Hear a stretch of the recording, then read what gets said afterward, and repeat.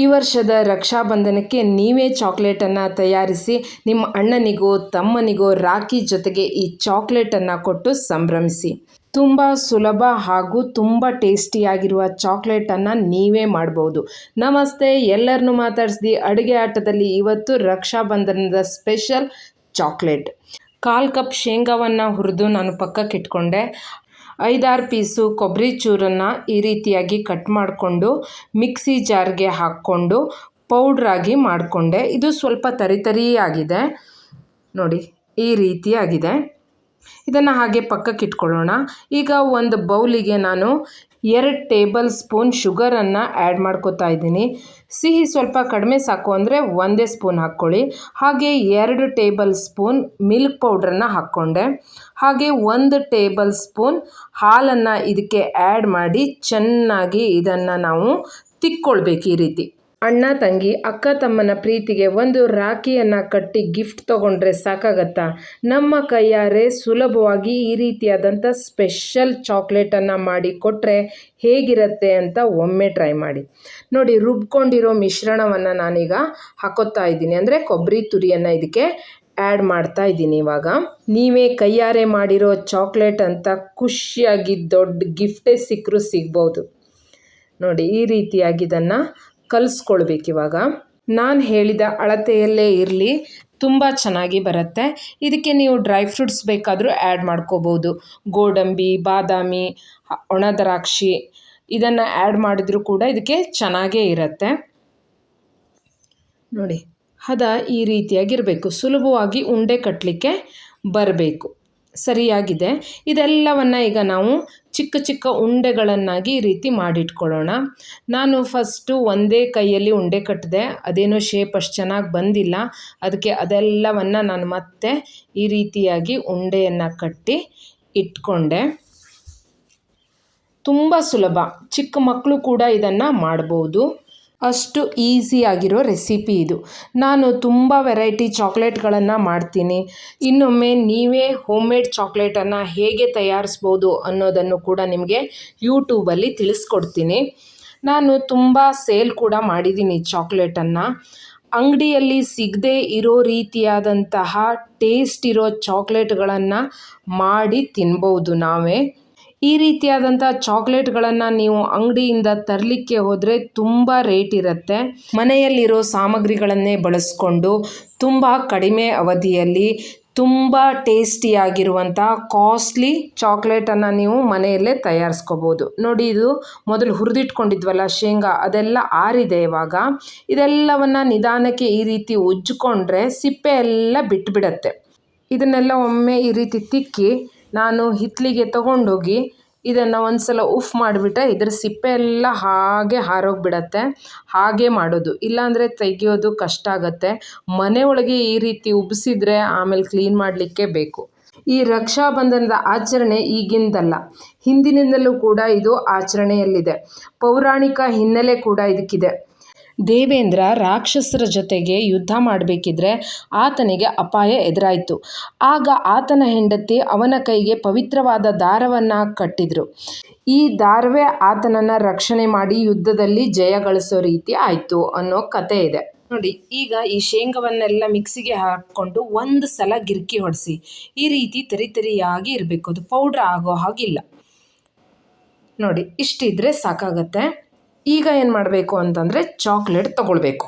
ನೀವು ಯಾವ ಚಾಕ್ಲೇಟ್ ಬೇಕಾದರೂ ತೊಗೊಳ್ಳಿ, ಡಾರ್ಕ್ ಅಥವಾ ವೈಟ್ ಚಾಕ್ಲೇಟು ನಿಮ್ಗೆ ಇಷ್ಟ ಆಗಿದ್ದನ್ನು ತೊಗೊಳ್ಳಿ. ಅದನ್ನು ಈ ರೀತಿ ಕಟ್ ಮಾಡಿಕೊಂಡು ಇಟ್ಕೊಳ್ಳಿ. ನಾನು ಮೈಕ್ರೋ ಓವನಲ್ಲಿ ಹಾಕಿ ಇದನ್ನು ಮೆಲ್ಟ್ ಮಾಡ್ತಾಯಿದ್ದೀನಿ. ನೀವು ಡಬಲ್ ಬಾಯ್ಲ್ ಕೂಡ ಮಾಡ್ಕೋಬಹುದು. ಅದನ್ನು ನಿಮಗೆ ಹೇಗೆ ಮಾಡೋದು ಅಂತ ತೋರಿಸ್ತೀನಿ. ಕೋಕೋ ಪೌಡ್ರ್ ಹಾಕಿನೂ ಕೂಡ ಮಾಡ್ಬೋದು, ಅದು ತುಂಬ ಟೈಮ್ ತೊಗೊಳುತ್ತೆ. ಇನ್ನೊಂದು ದಿನ ಖಂಡಿತ ನಿಮಗೆ ಅದನ್ನು ಮಾಡಿ ತೋರಿಸ್ತೀನಿ ನಾನು ನೋಡಿ. 30 ಸೆಕೆಂಡಿಗೆ ಇಟ್ಟು ಒಂದು ಸಲ ಇದನ್ನು ಹೀಟ್ ಮಾಡಿಕೊಂಡೆ. ಇದೇ ರೀತಿ 2 ಸಲ ಇದನ್ನು ಹೀಟ್ ಮಾಡ್ಕೋಬೇಕು. ಆಗ ಇದು ಪೂರ್ತಿ ಮೆಲ್ಟಾಗಿ ಇರುತ್ತೆ. ಒಂದೇ ಸಲ ಬಿಸಿ ಇಟ್ಟರೆ ಇದು ಮೆಲ್ಟ್ ಆಗಲ್ಲ. ಇದೇ ರೀತಿ ಮಾಡ್ಕೋಬೇಕು ನಾವು. ಮಹಾಭಾರತದಲ್ಲಿ ಶ್ರೀಕೃಷ್ಣನ ಕೈಗೆ ಗಾಯವಾದಾಗ ದ್ರೌಪದಿ ತನ್ನ ಸೀರೆಯ ತುಂಡನ್ನು ಹರಿದು ಶ್ರೀಕೃಷ್ಣನ ಕೈಗೆ ಕಟ್ತಾಳೆ. ಸೋದರ ಪ್ರೀತಿಯನ್ನು ಕೃಷ್ಣ ಯಾವತ್ತೂ ಮರೀಲೇ ಇಲ್ಲ. ಮುಂದೆ ದ್ರೌಪದಿಗೆ ಕಷ್ಟ ಆದಾಗ ಶ್ರೀಕೃಷ್ಣ ಅವಳನ್ನು ಕಾಪಾಡಿದ್ದು ನಮಗೆಲ್ಲ ಗೊತ್ತೇ ಇದೆ. ನೋಡಿ ಈಗ ಇದು ಮೆಲ್ಟ್ ಆಗಿದೆ. ಇದನ್ನು ನಾವು ಈ ರೀತಿಯಾಗಿ ಒಂದು 2 ನಿಮಿಷ ಸರಿಯಾಗಿ ತಿಕ್ಕಬೇಕು.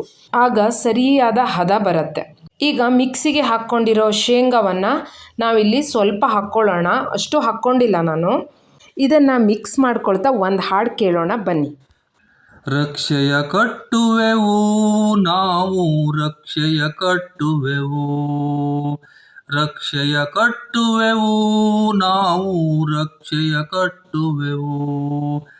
ನಿಶ್ಚಯ ಮಾಡಿಹೆವು ಬಲಾಢ್ಯ ರಾಷ್ಟ್ರವ ಕಟ್ಟುವೆವು, ನಿಶ್ಚಯ ಮಾಡಿಹೆವು ಬಲಾಢ್ಯ ರಾಷ್ಟ್ರವ ಕಟ್ಟುವೆವು. ರಕ್ಷೆಯ ಕಟ್ಟುವೆವು ನಾವು, ರಕ್ಷೆಯ ಕಟ್ಟುವೆವು.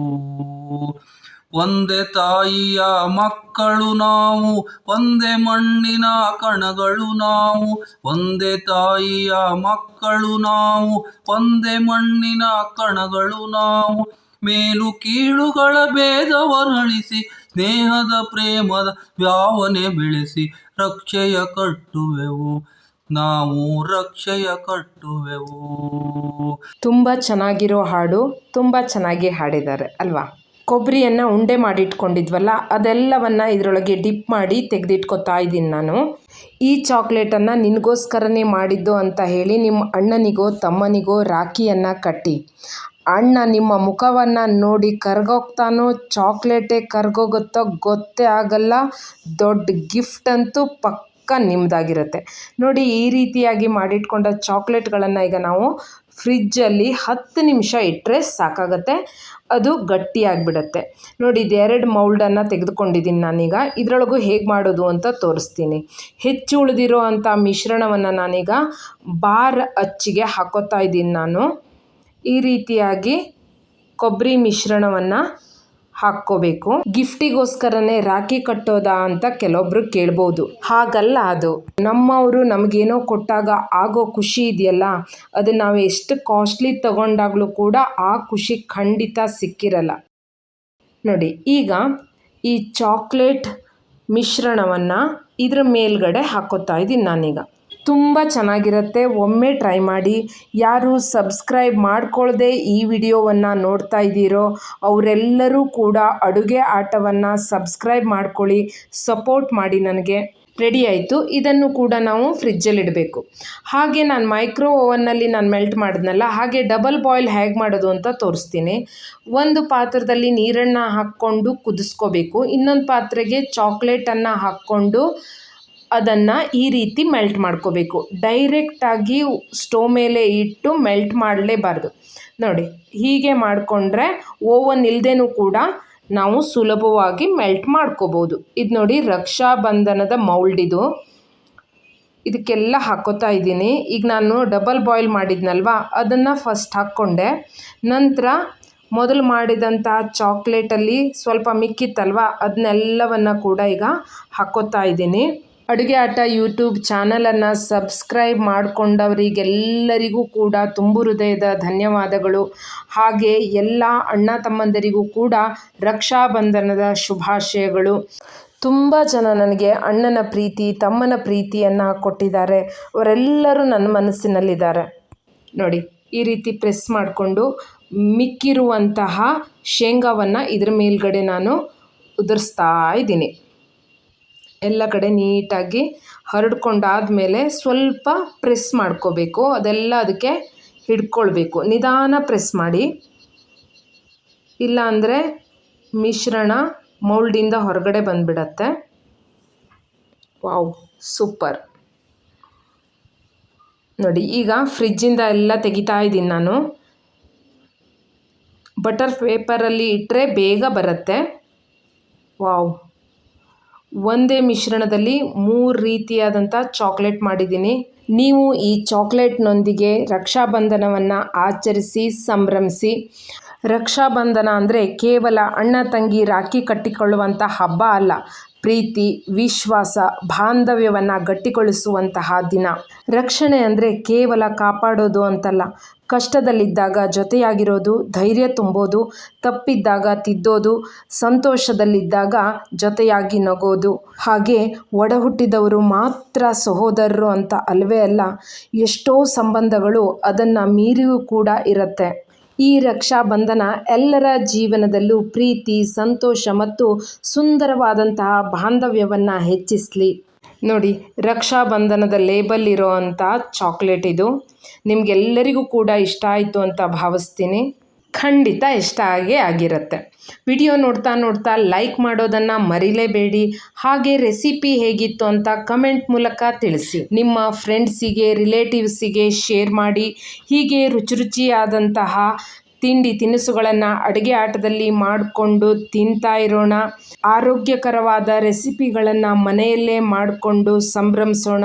ಅಡುಗೆ ಆಟ ಇದು ಮನೆಯೂಟದ ಸಂಭ್ರಮ. ಲೈಕ್ ಇರಲಿ, ಕಮೆಂಟ್ ಬರಲಿ, ಸಬ್ಸ್ಕ್ರೈಬ್ ತಪ್ಪದಿರಲಿ. ಮತ್ತೆ ಭೇಟಿಯಾಗ್ತಾ ಇರೋಣ. ಮತ್ತೊಮ್ಮೆ ಎಲ್ಲರಿಗೂ ರಕ್ಷಾಬಂಧನದ ಶುಭಾಶಯಗಳು.